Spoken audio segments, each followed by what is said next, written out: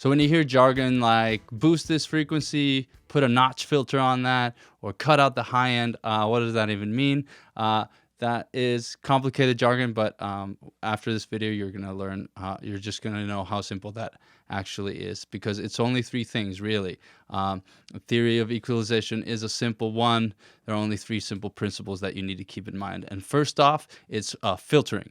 So filtering means completely cutting out a frequency from the entire frequency spectrum. So it's kind of like deleting a frequency, if you will. So it's filtering out the lows or the high frequencies is very common.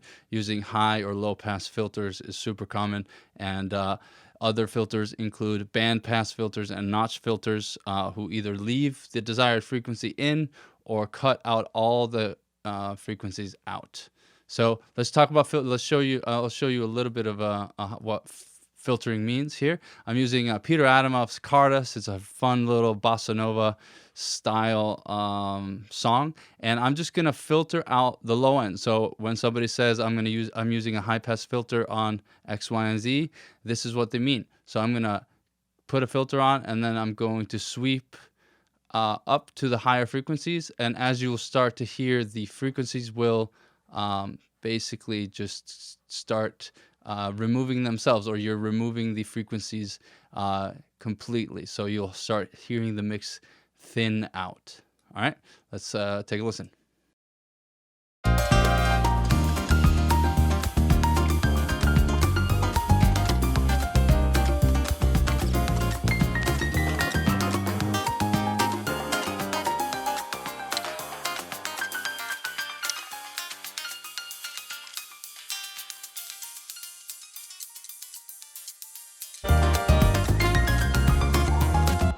So as you can hear, all of the lows and, well, basically all of the frequencies are now gone. And then the opposite is true too. So let's delete this. Opposite is true too. So when you use a low pass filter, it's making the lows pass through the filter. So it's not affecting the lows, well, until you get to the actual low end. So let's do the same thing, but just go from the opposite end of the spectrum.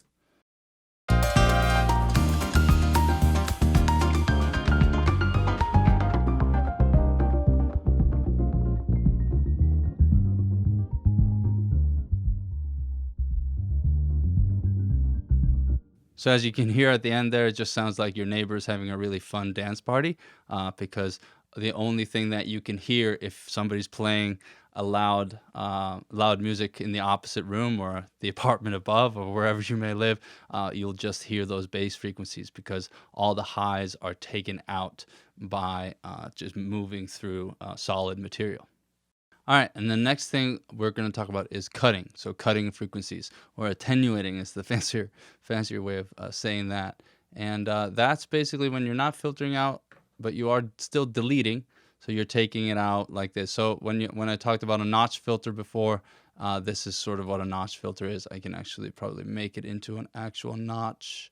Yeah, so it takes the entire, it goes all the way down. Whereas when I use just a bell, it doesn't go all the way down. So it's not completely cutting, but it is cutting 30 dB, which is a lot. So when you do when you cut frequencies, or use subtractive EQ, another name for it, subtractive EQ repairs problematic sounds, and that means that you find problematic frequencies in your tracks, whether that is an individual track or a group of instruments, or even your master mix, and then you find those frequencies and you cut them out of the mix so that they are not heard as much or at all, really. So you either completely eliminate or reduce it until it stops being a problem. So what does that mean? So as you can see here, I have a cut. It's a 30 dB cut, so it's a lot. So you're going to hear how I'm cutting out certain frequencies in the master bus here, or the mix bus here, and you'll hear how certain frequencies are just going to drop out. So let's do another pass through Peter Adamov's Cartas, and just and you'll hear how certain frequencies just completely drop off the map.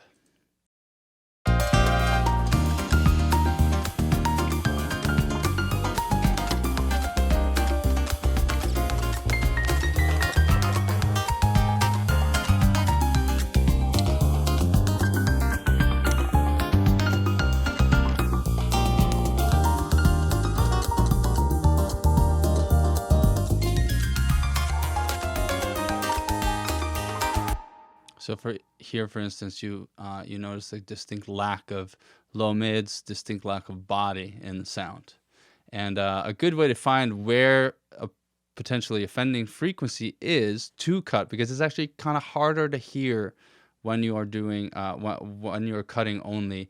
I actually like to use the what we want to call maybe seek and destroy method of finding an offending frequency, and you start by boosting a frequency to bring it out in the mix, and then once you find it, you cut it down. So let's imagine, actually let's find a track here that maybe has a cut, and then I'll try to see why I cut that out. All right, so we're here. We have the kick drum, and it has a very similar or noticeable. If you're familiar with kick drum EQs and what people recommend how kick drum should sound, it's usually cut the boxiness out of the mids, and then add some low end and add some high end there too.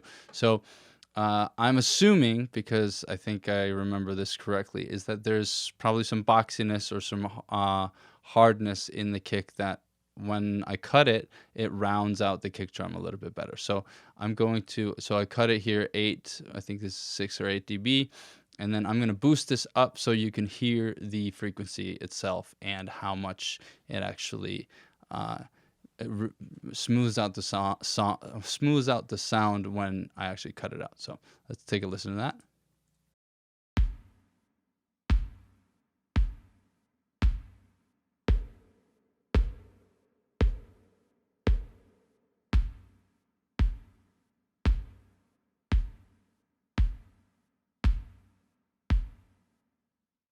So let's do that with the rest of the mix. See if it pops through. This is at 4 minus 4.9. I'm going to put it all the way up so we can maybe hear it a little bit better.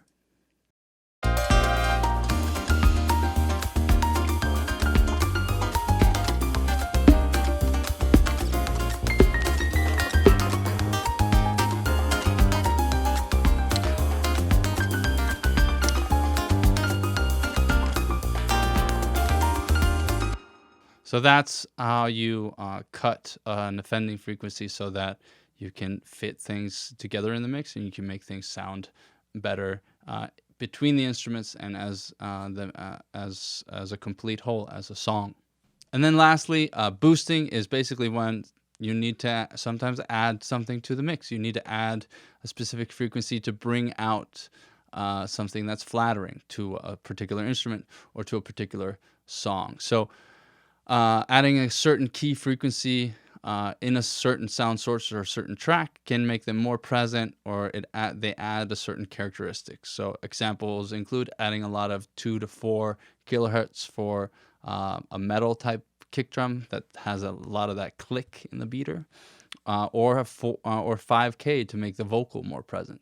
So presence is a great example. So I'm gonna add a little extra presence to the mix bus in general just by boosting about at 5K, and you'll hear how things probably lift up a little bit more and kind of everything gets brought out into the mix.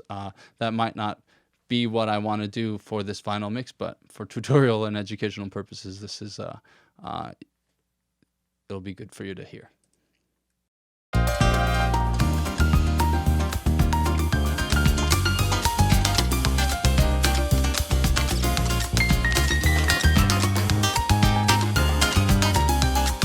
And you can hear it there. That's a 6 dB boost at about 5,000 cycles or 5K, and you can hear how everything comes out screaming at you. And it's because we're basically adding a 5K boost on every single instrument. So, if you add all those boosts together in every track of the mix, it's going to have quite the effect, which is why mastering uses very subtle dB boosts and cuts, because it requires a smoother hand or a more subtle touch. So to end off, EQ, equalization, along with compression, of course, is often the first step engineers and home studio musicians or people making music in their bedrooms or home studios or whatnot. It's the first step they take when they start their mix. By using these simple principles, you can actually create quite a pretty sonic picture with EQ, and you can make all your tracks fit nicely together. So that's it for the 3 simple principles of a great EQing. I hope you found this useful. I'm Björkman Benediktsson, founder of Audio Issues and author of Step by Step Mixing. Please remember to like and subscribe. And if you want my 7-step cheat sheet to get all of your mixes to translate well to any speaker system you play them through, go to mixfinisher.com and download it there. All right, thanks very much.